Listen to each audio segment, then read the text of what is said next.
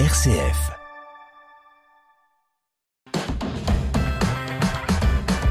RCF. Vitamine C, Christopher Fausten. Du 18 au 25 janvier se tient la semaine de prière pour l'unité des chrétiens, un rendez-vous œcuménique qui rassemble protestants, orthodoxes et catholiques autour d'un même thème cette année. Il y a un seul corps et un seul esprit. Dans les diocèses de la province de Reims, plusieurs temps forts sont proposés pour prier et se rencontrer, dont 3 rendez-vous organisés dans le diocèse de Châlons. Pour en parler, nous recevons aujourd'hui Marie-Thérèse Berthet, déléguée diocésain pour l'unité des chrétiens à Châlons. Marie-Thérèse, bonjour, très bonne année. Merci, bonne année à vous aussi. Merci et merci d'avoir accepté notre invitation aujourd'hui dans le studio de RCF à Châlons. Pour commencer, qu'est-ce que représente pour vous aujourd'hui la semaine de prière pour l'unité des chrétiens? Alors pour moi, la semaine de prière pour l'unité des chrétiens, c'est vraiment un temps fort avec un mot d'ordre, fraternité. Nous sommes tous frères en Christ et franchement, c'est beau de voir tous les chrétiens ensemble pour prier et pour prier avec la même espérance en Christ et partager cet amour et cette fraternité. Le thème cette année, Marie-Thérèse, il y a un seul corps et un seul esprit, qui est tiré de l'épître aux Éphésiens. Que dit-il concrètement aux chrétiens d'aujourd'hui, ce thème? Ce thème, il invite vraiment à se mettre ensemble et à tourner notre regard vers Christ. Et seulement vers Christ. Et en tant que chrétien, voilà, c'est un peu ce à quoi nous sommes appelés, à notre foi en Christ, à l'espérance en Christ et ensemble, c'est plus fort encore. Protestants, orthodoxes et catholiques sont invités à prier ensemble. Où en est-on réellement de l'unité entre les églises, que ce soit au diocèse de Châlons et même au-delà, j'ai envie de dire de façon générale, votre ressenti? Alors, c'est une mission qui débute, qui a quelques semaines. Donc on découvre un peu aussi notre mission. Vous n'êtes pas seul d'ailleurs. Ah non, je suis avec mon époux Jean-Jacques. Jean-Jacques, donc vous avez repris la mission de délégué diocésain pour l'unité des chrétiens, confiée par l'évêque de Châlons, Monseigneur Franck Javary. Donc j'imagine que c'est une mission qui, voilà, que vous acceptez avec joie, avec plaisir. Aussi avec beaucoup d'humilité. Effectivement, donc on a repris la suite de Yannick et Monique Cossier qui ont quand même conduit cette mission pendant 6 ans et ils avaient déjà fait un énorme travail et aujourd'hui on prend contact avec les églises du diocèse, les églises protestantes, orthodoxes, évangéliques aussi et on est bien accueillis. Pour la plupart, on est bien accueillis, les contacts se font et on ressent, nous, cette fraternité-là entre chrétiens dans le diocèse de Châlons. Alors, le diocèse de Châlons, justement, propose 3 temps forts à l'occasion de cette semaine de prière pour l'unité des chrétiens. 3 temps forts du 18 au 25 janvier. Marie-Thérèse, je vous laisse nous présenter ces 3 temps forts qui sont proposés avec l'ensemble de votre équipe pour le diocèse de Châlons.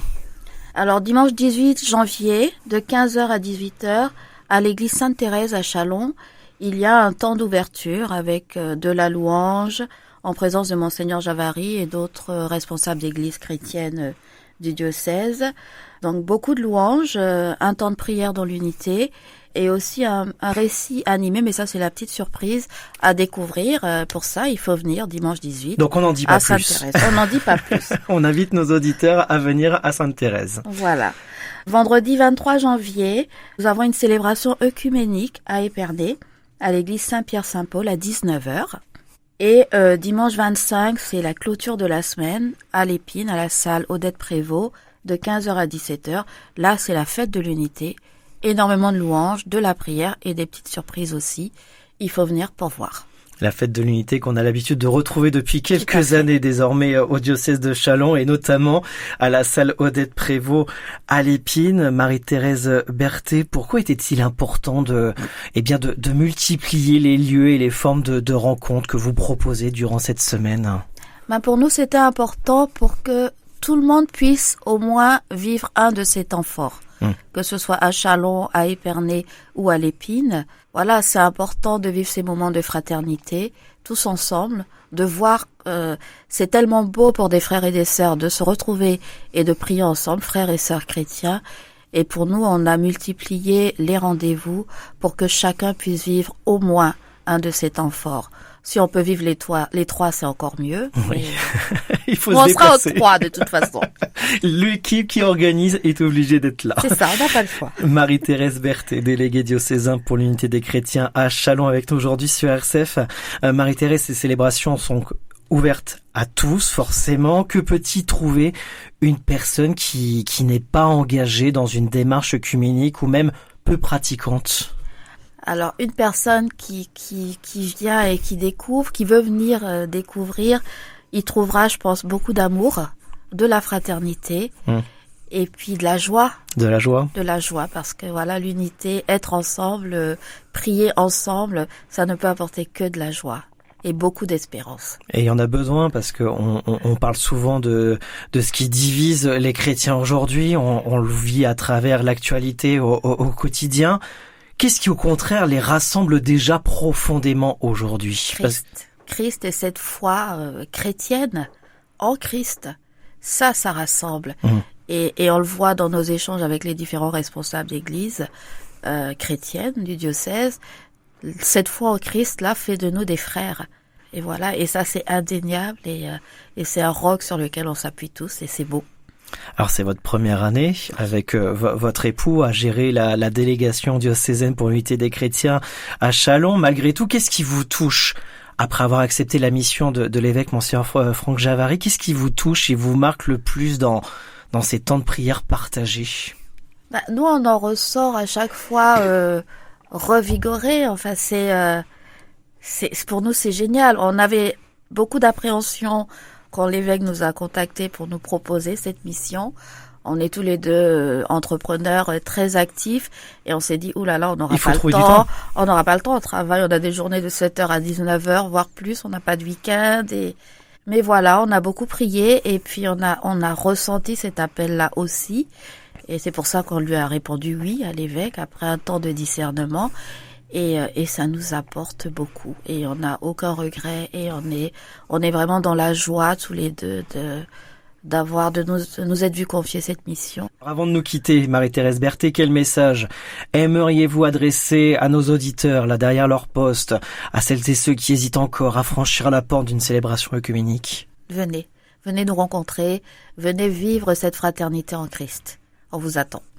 La semaine de prière pour l'unité des chrétiens se déroule donc du 18 au 25 janvier avec plusieurs rendez-vous ouverts à tous dans le diocèse. Un temps pour se rassembler, prier ensemble et rappeler que malgré les différences, les chrétiens partagent une même espérance. Merci Marie-Thérèse Berthet d'avoir été avec nous aujourd'hui sur RCF. Je vous en prie. Merci à vous.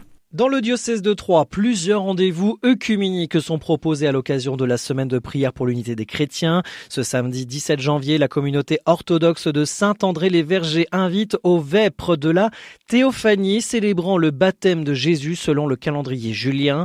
Le mardi 20 janvier, à Romilly-sur-Seine, un temps de prière œcuménique sera précédé d'un repas partagé. Enfin, le mercredi 21 janvier, le temple protestant de Troyes accueillera une célébration œcuménique rassemblant différentes confessions autour de la prière et du dialogue.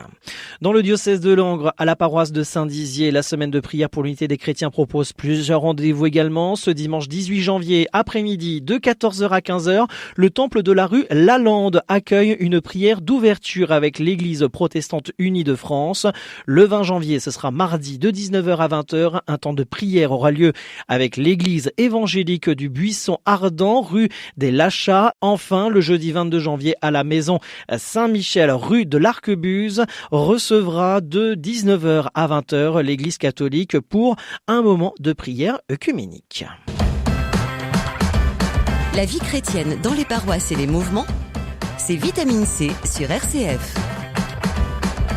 C'est à la fin de la nuit du samedi 10 janvier que 288 pèlerins du diocèse de Châlons ont pris la route depuis leurs 6 espaces missionnaires, direction Paris pour clore ensemble l'année jubilaire à la cathédrale Notre-Dame. La journée commence en prière avec les laudes alors que le jour se lève à peine. Une atmosphère de recueillement qui accompagne les pèlerins dans ce long trajet vers la capitale. Et ma bouche publiera ta louange. Gloire au Père et au Fils et au Saint-Esprit, au Dieu qui est, qui était et qui vient, pour les siècles des siècles. Amen.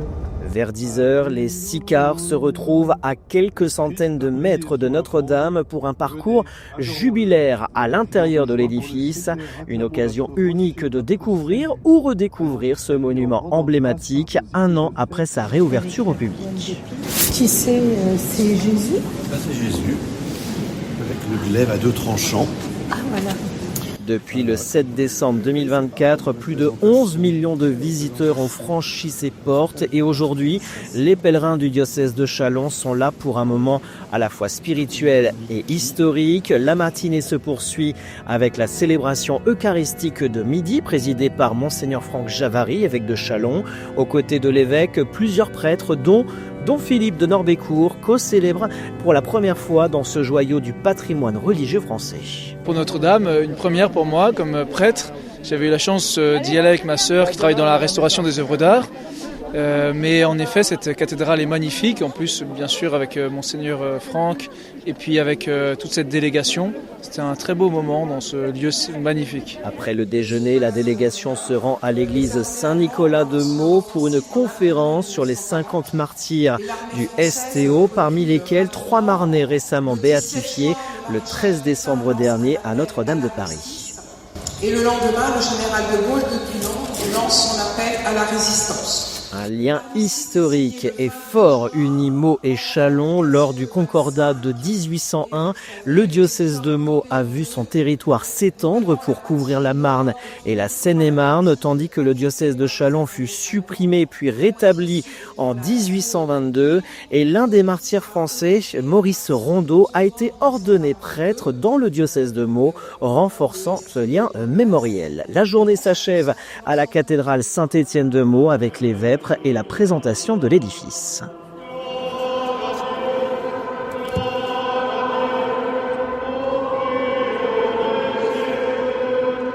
Une journée riche en découvertes et en émotions, comme le confient certains pèlerins. Super intéressant, mais courte. On ne regrette pas notre voyage. Et que la France, elle est quand même bien riche. Et ça fait plaisir qu'on ait eu un gouvernement qui ait eu soin de Notre-Dame. Parce qu'il a tout fait pour qu'elle soit refaite à l'identique et dans une beauté superbe et puis une clarté, une envie d'aller à la messe. C'est un appel pour les jeunes.